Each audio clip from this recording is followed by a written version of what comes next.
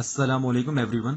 आज की इस वीडियो में हम एक्सरसाइज 1.4 जो है उसको डिस्कस करने जा रहे हैं। सो 1.4 का पहला क्वेश्चन मैं रीड करता हूँ। Which of the following product of matrices is comfortable for multiplication.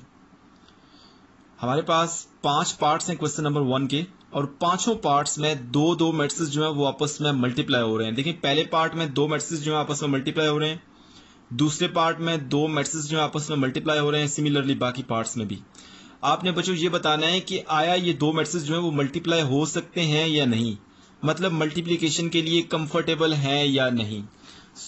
मैं आपको एक रूल बताऊंगा, उस रूल को फॉलो करते हुए आपके पास कोई सा भी क्वेश्चन हो, अगर आपके पास दो मैट्रिसेस मल्टीप्लाई हो रहे हैं तो आप बता सकते हैं कि आया वो मल्टीप्लिकेशन के लिए कंफर्टेबल हैं या नहीं। अच्छा, वो रूल कौन सा है?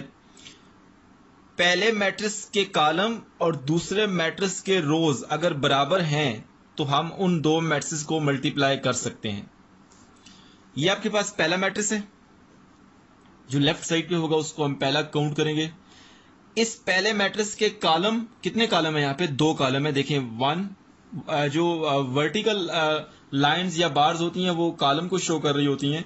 सो 1 और 2 आपके पास इस पहले मैट्रिक्स में दो कॉलम है।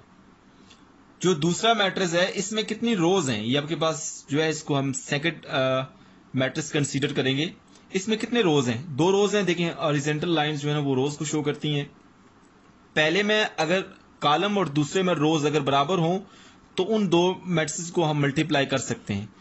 इस पार्ट नंबर 1 में देखिए, हमारे पास पहले मैट्रिक्स के दो कॉलम है और दूसरे के दो रोज हैं, मतलब कॉलम और रोज बराबर हैं, तो हम इनको मल्टीप्लाई कर सकते हैं। तो आप यहां पे लिखते हैं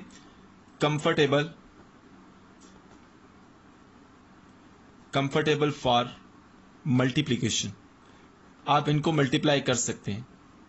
मल्टीप्लाई कैसे होते हैं वो इलादा एक डिस्कशन है, वो भी हम इस एक्सरसाइज में बात करेंगे। अच्छा, जो दूसरा पार्ट है बच्चों, उसको भी मैं यहां पे लिख लेता हूं। क्वेश्चन नंबर 1 का जो दूसरा पार्ट है उसमें हमारे पास दो मैट्रिक्स गिवन है। कौन कौन से हैं? 1 -1 1 0। दूसरा मैट्रिक्स कौन सा है? 2 1 -1 और 3। बच्चों, आपने जस्ट ये बताना है कि आया हम इन दोनों मैट्रिक्स को मल्टीप्लाई कर सकते हैं या नहीं।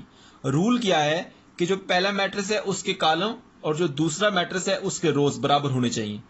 अगर पहले के कॉलम और दूसरे के रोज बराबर हैं तो उनको हम मल्टीप्लाई कर सकते हैं। देखें, इस पहले मैट्रिक्स में दो कॉलम है 1 और 2, और दूसरे मैट्रिक्स में दो रोज हैं, मतलब पहले के कॉलम और दूसरे के रोज बराबर हैं। ये आपके पास दो जो मैट्रिक्स हैं इनको हम मल्टीप्लाई कर सकते हैं। Comfortable for multiplication.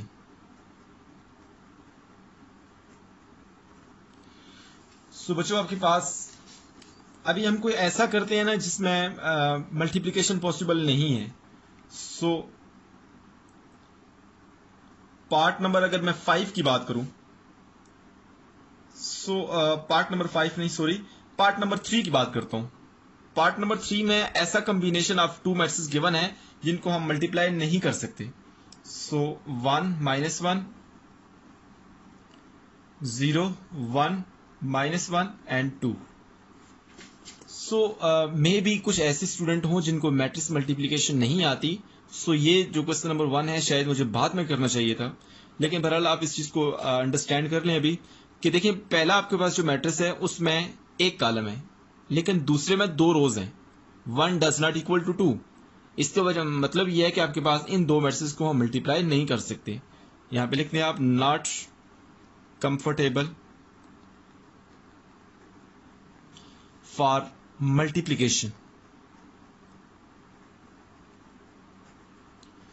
बच्चों, क्वेश्चन नंबर 1 के जो बाकी पार्ट्स हैं वो आपने खुद करने हैं। रूल मैंने आपको बता दिया है कि अगर पहले के कॉलम और दूसरे मैट्रिक्स के रोज बराबर हों तो हम दो मैट्रिक्स को मल्टीप्लाई कर सकते हैं। देखें, क्वेश्चन नंबर 1 की जो पार्ट नंबर 3 है इसमें पहले मैट्रिक्स में एक कॉलम है और दूसरे मैट्रिक्स में दो रोज हैं, मतलब एक दो के कभी बराबर नहीं होता, आप सबको पता है। तो इस वजह से इन दोनों को हम मल्टीप्लाई नहीं कर सकते। अभी हम क्वेश्चन नंबर 2 पे मूव करते हैं बच्चों। बच्चों, अभी हम क्वेश्चन नंबर 2 की बात करते हैं। क्वेश्चन नंबर 2 की स्टेटमेंट हम पढ़ लेते हैं। If A is equal to this matrix, B is equal to this matrix, find A B, मतलब ए को बी से आपने मल्टीप्लाई करना है। एंड पार्ट 2 क्या है, बी को ए से मल्टीप्लाई करें और साथ क्या लिखा है, इफ पॉसिबल, मतलब अगर मैट्रिक्स मल्टीप्लिकेशन पॉसिबल है तो आप ए को बी से मल्टीप्लाई करें और बी को ए से मल्टीप्लाई करें और आप ये फाइंड करें कि इसका रिजल्ट क्या आता है। सो बच्चों सबसे पहले तो हम ए को बी से मल्टीप्लाई करते हैं। पार्ट नंबर 1 जो है, देखिए मैं यहाँ पे ए और बी दोनों की वैल्यू पुट करता हूं। So A B matrix this is equal to, पहले ए की वैल्यू पुट करें, यहाँ पे ए की वैल्यू पुट की मैंने 3 0 -1 2। सो ये क्वेश्चन आपने गौर से देखना है क्योंकि इस क्वेश्चन में मैट्रिक्स मल्टीप्लिकेशन मैं सिखाने जा रहा हूं। बी मैट्रिक्स की वैल्यू कितनी है, 6 5। सो पहला क्वेश्चन तो ये है कि आया हम इन दोनों को मल्टीप्लाई कर सकते हैं या नहीं कर सकते। मैंने आपको बच्चों रूल क्या बताया था कि जो पहला मैट्रिक्स है उसके कॉलम और जो दूसरा मैट्रिक्स है उसके रोज अगर बराबर हैं, पहले के कॉलम और दूसरे के रोज अगर बराबर हैं तो उनको हम मल्टीप्लाई कर सकते हैं। देखिए पहले जो मैट्रिक्स है उसमें 2 कॉलम है और जो दूसरा मैट्रिक्स है उसमें 2 रोज हैं, मतलब 2 इज इक्वल टू 2, तो हम मल्टीप्लीकेशन परफॉर्म कर सकते हैं, मतलब 2 मैट्रिक्स को हम मल्टीप्लाई कर सकते हैं और 2 मैट्रिक्स जो है वो मल्टीप्लीकेशन के लिए कंफर्टेबल हैं। अच्छा, अब जिस तरह हम नंबर्स को मल्टीप्लाई करते हैं, देखें अगर हमारे पास ये लिखा हो 10 को मल्टीप्लाई करो 7 के साथ, तो 10 को 7 से मल्टीप्लाई करते हैं हम तो ये 70 आ जाता है। ये नंबर्स की बात हो रही है और यहाँ पे हम 2 मैट्रिक्स को मल्टीप्लाई करने की बात कर रहे हैं। सो मल्टीप्लीकेशन कैसे होगी बच्चों, आपने क्या करना है, सबसे पहले देखना है कि मैट्रिक्स मल्टीप्लीकेशन के लिए कंफर्टेबल है या नहीं, मतलब यहाँ पे हम मल्टीप्लाई कर सकते हैं, कंफर्टेबल है क्योंकि पहले के कॉलम और दूसरे के रोज बराबर हैं। अच्छा, अब मल्टीप्लीकेशन करनी कैसे है, ये आपके पास रो होती है, ये पहली रो है, ये दूसरी रो है और इस मैट्रिक्स में ये एक ही कॉलम है। आपने क्या करना है बच्चों, देखिए पहली रो जो है, इस पहली रो को पहले कॉलम के साथ मल्टीप्लाई करना है। सो 3 जो है ना वो 6 से मल्टीप्लाई होगा, दरमियान में प्लस आएगा और ये जो 0 है दूसरा नंबर, ये दूसरे नंबर के साथ मल्टीप्लाई होगा। सो उसको मैं लिखूंगा कैसे, जरा देखिएगा। सबसे पहले ये जो 3 है इसको 6 से मल्टीप्लाई करें, मैं यहां पे लिख लेता हूं 3 × 6, दरमियान में आएगा प्लस। अब ये पहली रो का जो दूसरा नंबर है ये इस पहले कॉलम के दूसरे नंबर से मल्टीप्लाई होगा। 0 को 5 से मल्टीप्लाई किया, यहां पे हमेशा प्लस आएगा, ये बात आपने याद रखनी है। 0 को 5 से मल्टीप्लाई किया। सो अगर यहां पे कोई दूसरा कॉलम या कोई तीसरा कॉलम होता तो हम क्या करते, इस पहली रो को उस दूसरे कॉलम से मल्टीप्लाई करते, इस पहली रो को उस तीसरे कॉलम से मल्टीप्लाई करते एंड सो ऑन, और यहां पे लिखते जाते। सो क्योंकि यहाँ पे एक ही कॉलम है तो बात ही खत्म हो जाती है। अच्छा, अब हम इस दूसरी रो को इस पहले कॉलम से मल्टीप्लाई करते हैं। पहले -1 को 6 से मल्टीप्लाई किया, -1 × 6, दरम्यान में प्लस आएगा। अब 2 जो दूसरा नंबर है उसको दूसरे नंबर से मल्टीप्लाई करें, 2 × 5। सो बच्चों अब मैं जरा इसको सिंप्लीफाई करता हूं, देखिएगा जरा। 3 को 6 से मल्टीप्लाई किया तो 18 आ गया, प्लस 0 को 5 से मल्टीप्लाई करें तो 0 आएगा, -1 को 6 से मल्टीप्लाई किया तो -6, प्लस 2 को 5 से मल्टीप्लाई किया तो 10 आ गया। सो बच्चों अब जरा मैं इसको सिंप्लीफाई करता हूं। A B matrix this is equal to 18, 0 add करेंगे तो 18 ही आएगा, -6 + 10 करेंगे तो प्लस वाली टर्म बड़ी है तो हमारे पास प्लस साइन आएगा और 4 बच जाएगा। सो बच्चों आपके पास ये ए बी मैट्रिक्स है, मतलब जब ए और बी को मल्टीप्लाई करेंगे तो आपके पास ये वाला मैट्रिक्स आएगा। अच्छा, अब हम दूसरे पार्ट की बात कर लेते हैं। जो दूसरा पार्ट है क्वेश्चन नंबर 2 का, वो क्या है कि आप बी ए फाइंड करें और साथ लिखा भी है कि इफ पॉसिबल, अगर पॉसिबल है तो आप बी ए फाइंड करें। सो मैं बी ए यहां पे दोनों वैल्यू पुट कर लेता हूं। B A this is equal to, B की वैल्यू कितनी है 6 5 और ए की वैल्यू कितनी है बच्चों 3 0 -1 2। पहली बात तो यह है कि आपने ये चेक करना है कि आया ये मैट्रिक्स मल्टीप्लिकेशन के लिए कंफर्टेबल हैं ये दोनों मैट्रिक्स। देखें ये पहला मैट्रिक्स अब ये है, पहले के कितने कॉलम है, एक कॉलम है, इसका एक कॉलम है। अब जो दूसरा मैट्रिक्स है इसके कितने रोज हैं, क्योंकि पहले के कॉलम और दूसरे के रोज अगर बराबर होंगे तो मैट्रिक्स मल्टीप्लिकेशन हो सकती है। दूसरे में 2 रोज हैं, क्या एक बराबर है 2 के? ऑफकोर्स बराबर नहीं है, 1 डज नॉट इक्वल टू 2। इसका मतलब है कि इन 2 मैट्रिक्स को हम मल्टीप्लाई ही नहीं कर सकते। सो यहां पे लिख दें आप नॉट कंफर्टेबल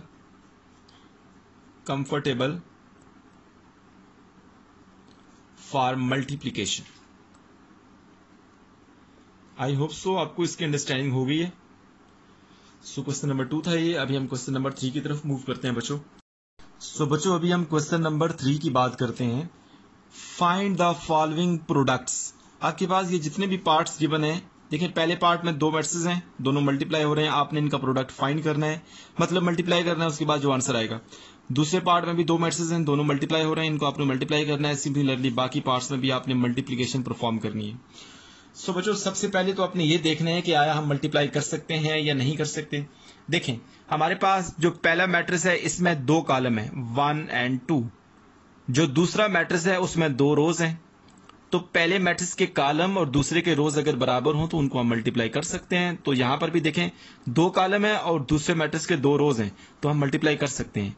अच्छा मल्टीप्लिकेशन कैसे हम करते हैं, ये पहली रो है और यहाँ पे देखें एक ही कॉलम है।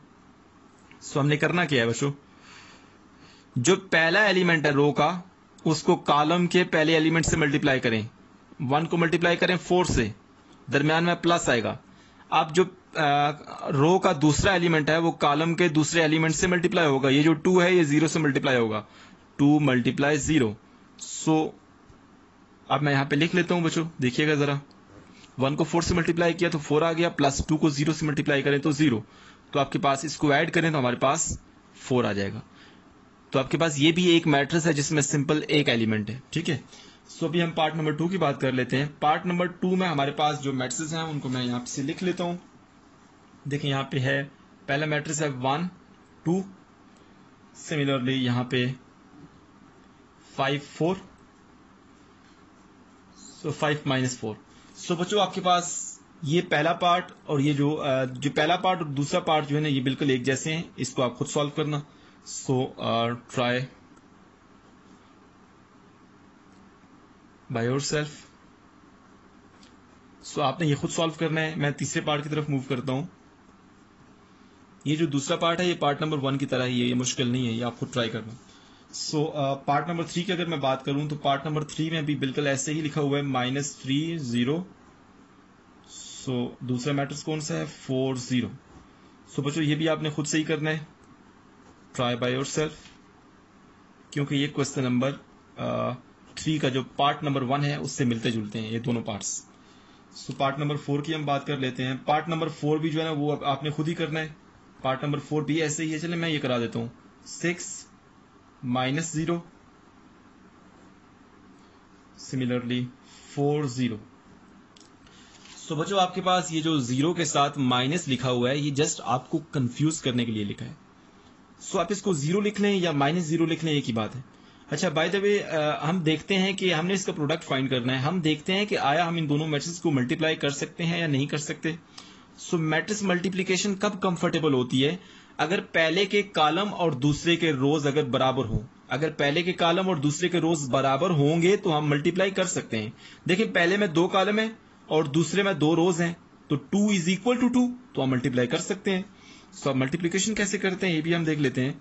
ये पहली रो है और ये एक ही कॉलम है। यहाँ पे 6 को 4 से मल्टीप्लाई करें, 6 मल्टीप्लाई 4, दरमियान में प्लस आएगा।